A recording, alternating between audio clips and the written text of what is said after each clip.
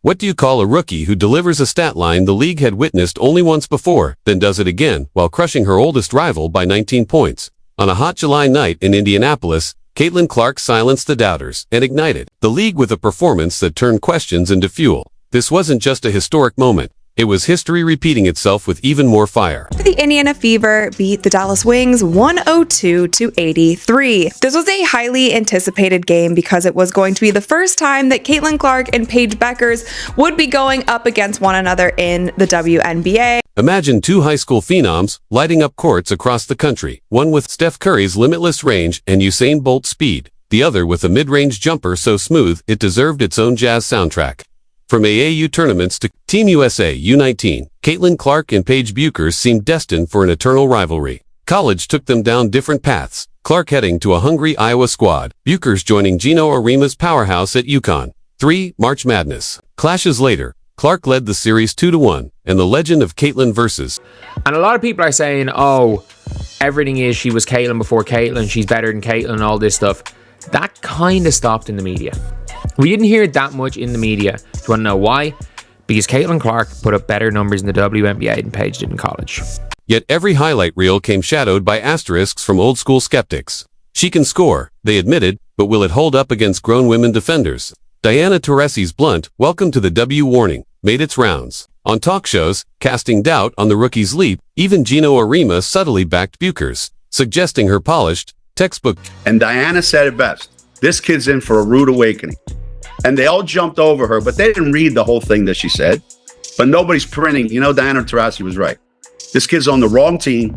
She's got the wrong skill set to handle the physicality of that league. And she's a rookie.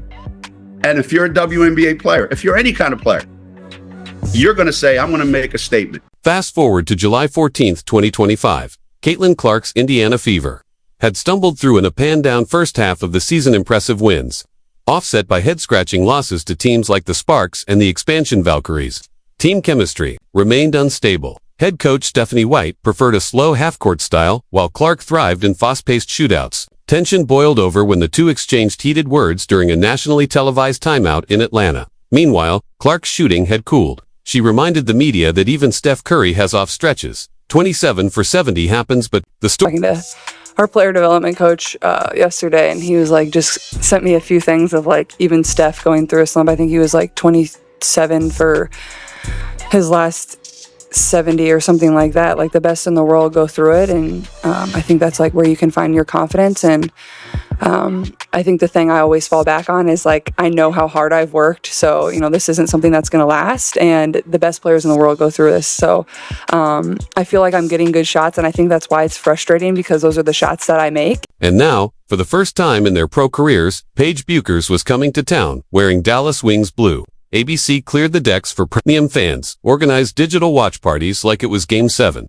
The stage was set. Either Clark would buckle under the pressure, or she'd turn the arena into a blaze. When the ball tipped, one subtle seismic shift changed everything. Coach Stephanie White gave Clark the green light. Run.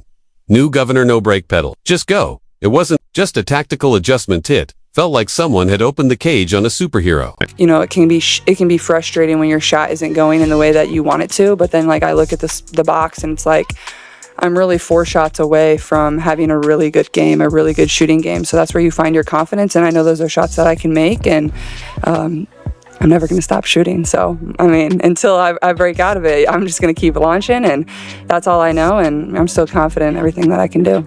Early on, nothing hinted at a historic night. Indiana held a modest lead, but the game stayed competitive. Clark moved with poise, probing, dishing, and nailing a cold-blooded sidestep 3.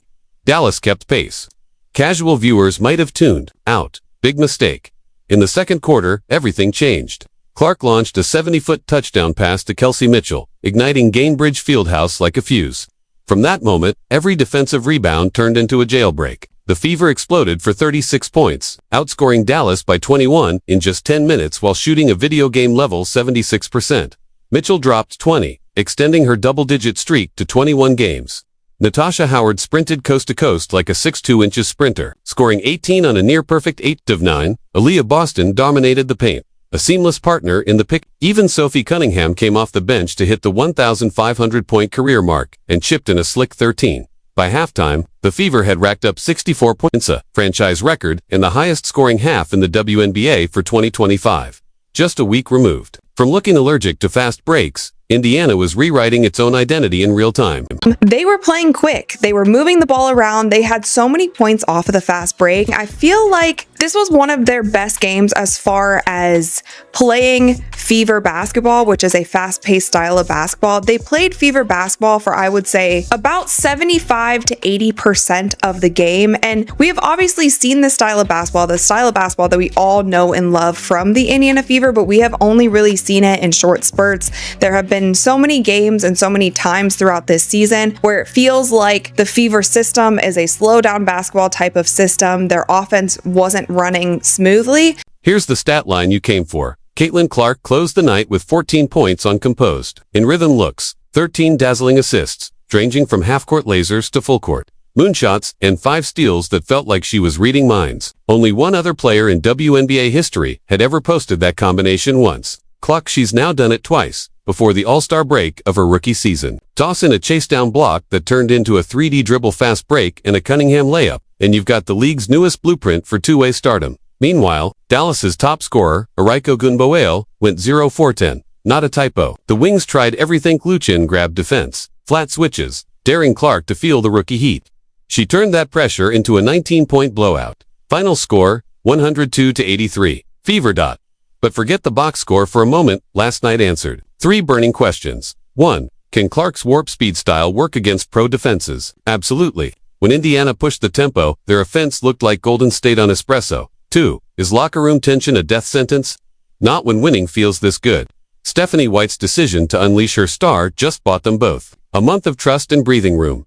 3. Is the Clark-Bueckers rivalry still alive? You bet. To end round one of the pro chapter was a mic drop for Caitlin. Paige Bueckers had a solid 1.654 line, but she was a footnote in Clark's reel, with road tests looming against Connecticut's grindhouse defense and New York's super team offense. Indiana now has to tap into confidence to prove they can outrun anyone when they embrace the chaos. I feel like this stretch, this is a big game for us. I think we've struggled in the fact that we're able to play one good game and then we play a bad game, then we play a good game, then we play a bad game. So I think for us is like, we got to find a way to be able to stack really good games together. And then we go on the road and, we're on a back-to-back, which is just a challenge in itself. No matter who you're playing, we play Connecticut, then we play New York. So I think Steph's message was, yes, All-Stars coming up, that break's coming up, but our focus is on these 3 games that we have left. So in that sense, I do think it's critical that our focus just remains on the game in front of us. And I feel like that's what everybody in the locker room is doing. From a big picture perspective, this one game did more than just light up the scoreboard. It reignited buzz among casual fans just a week before the All-Star break. It shifted Rookie of the Year odds back in Clark's favor despite her early slump and forced every coach on Indiana's schedule to prepare for full-court sprints instead of half-court sets. Front office whispers about reshaping the roster to suit a slower style. Good luck selling that when 18,000 fans are chanting Run. Legends don't wait for systems. They become the system. Magic Johnson turned the Lakers into Showtime. Steph Curry dragged the entire league into a 3-point revolution. Now Caitlin Clark just handed Stephanie Whiten the rest of the WA polite stat-breaking warning. Here's the blueprint. Try to keep up. Is she flawless? No. The shot will go cold again. Defenses will adapt. Road crowds will boo. But the genie's out of the bottle. Once a team realizes how explosive their top speed can be, there's no going back to walking the ball up the floor. Circle the dates. July 18th in Connecticut. July 20th in New York. 2 playoff caliber teams. 2 hostile arenas. If Indiana wins both, the Eastern Conference standings might just shift beneath our feet. And if they lose, well, every great rookie tale needs a little adversity before the rise. Either way, the rivalry isn't going anywhere. It just moved to primetime. Hit like if you felt that second quarter avalanche. Smash subscribe so you never miss a milestone. And drop CC in the comments if you believe we're watching a once-in-a-generation career being written live. See you courtside for the next historic chapter.